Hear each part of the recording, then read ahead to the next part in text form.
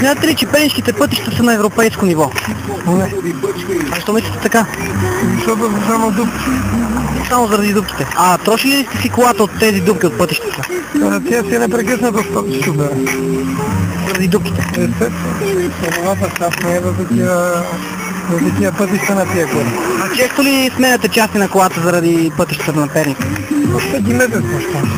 Смятате ли, че пернишките пътища са на европейско ниво? Не, абсолютно. А защо мислите така? Защото всичко е разбито. Парите изчезват сигурно. От общината? Ето, погледнете тук, всичко си е. Винетка, гражданска отговорност, прегледи. Изчезва А просто. вашата кола пострадала ли от тези пътища? Разбира се, постоянно сменяме шарнири през 2-3 месеца. Това е заради пътищата, заради дупките. Разбира се, да. Заради дупките.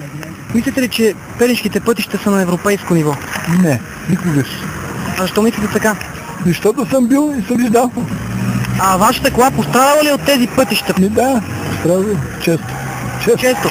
Ами от дупки не видиш когато такова, такова дупка не е. Смятате ли, че пернишките пътища са на европейско ниво?